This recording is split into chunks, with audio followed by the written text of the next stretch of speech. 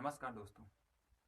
1757 ईस्वी में प्लासी युद्ध में जीत के पश्चात अंग्रेजों ने उत्तरी भारत में अपना साम्राज्य विस्तार करना शुरू किया। ये वो समय था जब उत्तरी भारत में छोटे छोटे राजा आपस में लड़ रहे थे। इसी का फायदा उठाकर अंग्रेजों ने अपने साम्राज्य का खूब विस्तार किया और भारतीय जनता का शोषण किया। ब्रिटिश शासन की विस्तारवादी नीतियों, आर्थिक और सामाजिक शोषण ने भारतीय जनता के मन को असंतोष से भर दिया, जो कि 1857 ईस्वी की क्रांति में खुलकर सामने आया। तो आज हम जानेंगे कि 1857 की क्रांति का क्या कारण था, इसका क्या परिणाम हुआ तथा भारतीय शासन पर इसका क्या प्रभाव पड़ा।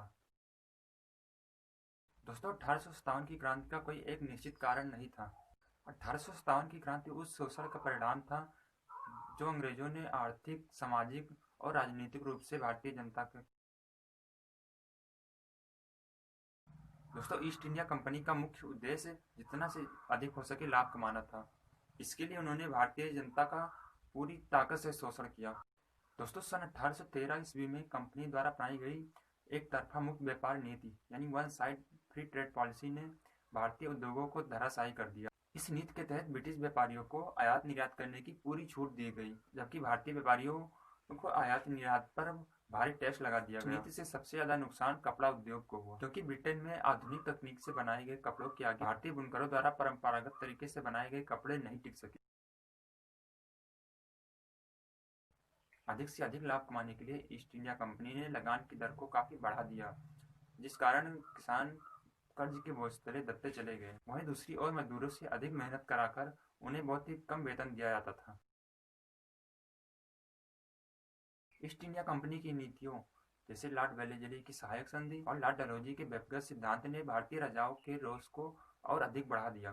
सहायक संधि के तहत ईस्ट इंडिया कंपनी युद्ध में किसी एक राजा की मदद करती, एक बड़ा भूभाग उपहार स्वरूप ले लेती थी।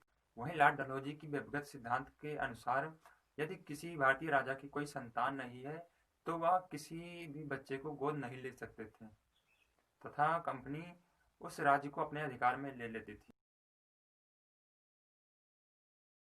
अंग्रेज भारतीयों के साथ जानवरों से भी बदतर व्यवहार करते थे। प्राय भारतीयों को काला कहकर पुकारा जाता था। इन्होंने भारतीयों को धार्मिक रूप से प्रताड़ित करने में भी कोई कसर नहीं छोड़ी। ब्रिटिश ईस्ट इंडिया कंपनी ने योग्यता के जगह पर धर्म को पद का आधार बनाया, यानी जो व्यक्ति ईसाई धर्म को अपना लेता था उसका प्रमोशन जल्दी कर दिया जाता था, जबकि जो व्यक्ति भारतीय धर्म का अनुपालन करता था उसे प्रमोशन क्या और उसे नौकरी करना मुश्किल हो जाता था। 1857 की क्रांति कुछ बाहरी घटनाओं जैसे प्रथम आंग्ल अफगान युद्ध, पंजाब युद्ध तक क्रीमिया युद्ध से प्रेरित था, जिसमें अंग्रेजों को भारी नुकसान हुआ था। 1857 की क्रांति का तात्कालिक कारण गाय तथा सुअर की चर्बी युक्त कारतूसों का प्रयोग था।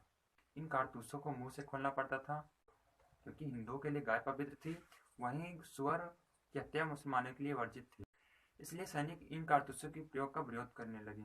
29 मार्च 1857 यह वह दिन था जब बैरकपुर छावनी के एक सैनिक मंगल पांडे ने इन कारतूसों के प्रयोग का विरोध किया। आदेश को न मानने के कारण कुछ अंग्रेज अधिकारी मंगल पांडे को पकड़ने के लिए आगे बढ़े, लेकिन मंगल पांडे ने उन्हें मौत के घाट उतार दिया। 8 अप्रैल 1857 को मंगल पांडे को पकड़कर फांसी दे दी गई, जिसके कारण सैनिकों तथा जनता में भी आक्रोश बहुत अधिक बढ़ गया। 8 मई 1857 को सैनिकों ने पुनः कारतूसों को प्रयोग करने से इनकार कर दिया। हुक्म न मानने वाले सैनिकों को 10-10 साल की सजा दी गई। इस प्रकार सैनिकों का आक्रोश अपने चरम पर पहुंच गया।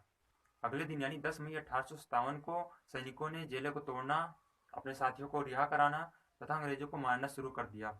मेरठ में सफलता से उत्साहित होकर कुछ सैनिक घोड़े पर सवार होकर दिल्ली की ओर चल दिए और उन्होंने बहादुर शाह जफर को इस क्रांति का नेता बनाया।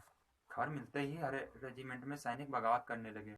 इस प्रकार 1857 की क्रांति की लहर 2 ही दिन में पूरे उत्तर भारत में फैल गई। 1857 की क्रांति में बहादुर शाह जफर का नेतृत्व नाम मात्र का था, क्योंकि बूढ़े हो चुके थे और उनमें वो क्षमता नहीं रह गई थी।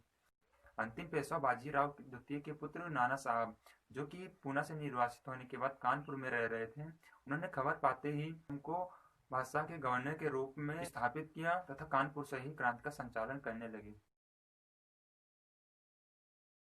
हर छोटी बड़ी रियासतों में वहां के राजा अपने अपने क्षेत्रों में क्रांति का नेतृत्व कर रहे थे।